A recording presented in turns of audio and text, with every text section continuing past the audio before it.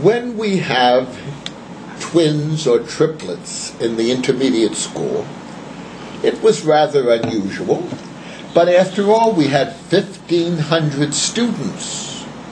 The least we had was about 1,250. So in that population, there had to be twins, and it was always fun and interesting with twins. I didn't know that I was going to be a grandfather of twin boys. When Sydney and Devorah had their twins, who will next week be 21 years old. I can't believe it. Both very fine gentlemen. Yes. Well, you met one, I think. Ben was here with me one day. Well, anyhow, twins. The first story I'm going to tell you, do you remember the Candace boys? They were full of, they were full of the devil. And they were lots of fun. And they really had good hearts. And one day, I was called down to Mr. Ryan's room. I think he was teaching in 7th grade. And I went down. They said, there's an emergency. Oh, my God, somebody got hurt. What happened? I went down. They said, the tarantula has escaped. Oh, I didn't like tarantulas any better than I liked snakes and snake spear. Oh, my God. I said, how could that be? They don't know. It was in a cage, and it's gone.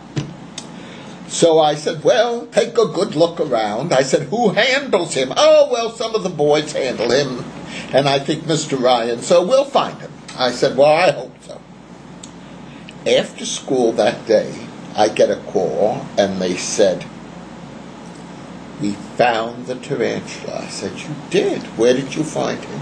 And he said, we found him in one of those movable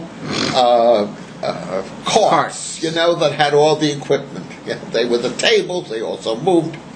Oh, I said. They said, we want to show you that it's all right, so we're bringing it down. 2 boys are rolling it down. I said, you don't have to do that. Oh, it's in the cage, don't be afraid. All right, you want to do it? I'm here, do it. Well, 2 boys, one of the Candace twins, and another youngster are pushing this thing over the carpet all the way down to the office. I'm waiting for them in the commons, and they said, do you want to see the tarantula? I said, not really, but I guess I have to. At which time they opened the door and the other twin came out. Scared me half to death. He was all curled up and hidden there. Now, I really don't know if there was ever a tarantula or they were just pulling my leg or my nose or whatever they pull, but I had to laugh because it was a funny joke.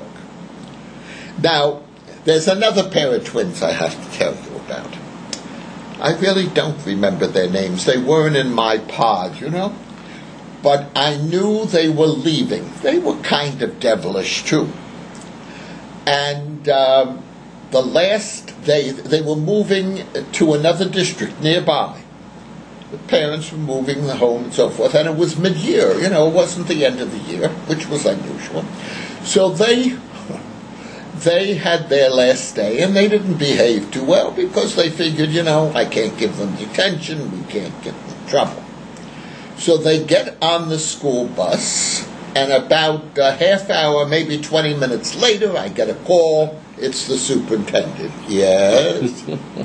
Well, we had a resident, a woman from Ocean Township call. She happened to be behind bus, and she took the number of the bus, and she said, as the bus was going down the street, 2 boys mooned out the back window. Oh, my God, I said, that's a new one for me. You know, you never knew what was going to happen on any day. So we got the bus number, and we looked down at the list. Oh, it was obvious. The twins mooned out the back window. After all, they couldn't get detention. They couldn't be suspended. They were leaving. But mean Mr. Vineburg, I knew where school they were going to. So I called the principal and I said, in the next couple of days you're going to get 2 very fine Ocean Township boys who are twins. They're in 7th grade. And I just want to tell you a story. And I told him the story. And he said, thank you, Mr. Vineburg, for calling me. I will take care of it. Okay. That next afternoon, I get a call from the twins' father. How dare you? I said, well, you know, the school administrators in Monmouth County work together. And I didn't want your boys to think that they could get away for doing something so stupid. Well, it wasn't your place, so forth and so on. I said, well, what harm was done? He says, well, they have 3 weeks detention in the new school. And I said, I think that's a little overboard. I wouldn't have given them 3 weeks, but I said, they'll know that they have to be respectful of the taxpayers, because this woman was really very upset to think she's paying the driver and for the buses and for the kids' education, and they are waving their tushes out the window at them. We had triplets, too. Oh, yes, the Gullop triplets. They always, the boys, there was 2 boys and a girl. Michael, Jeff, and Beth. And the boys used to say, oh, we're twins, Jeffrey and Michael, and Beth's a triplet. Now, towards the end of my being at the intermediate school, I think we had 5 or 6 pairs of twins just happened in the school. So I think it was, I don't know, one of the counselors or something said, you know what, we should really have an assembly and let the kids talk about being a twin, how it's being a twin. Well, it was hysterical. One of the twins were Robert Kunert's son and daughter. They were twins, and they spoke very nicely, and they got along fairly well, like any brother or sister. Okay? Then we had 2 boys who were very close. They lived, I think, in the Elbron section, and one's name was Adam.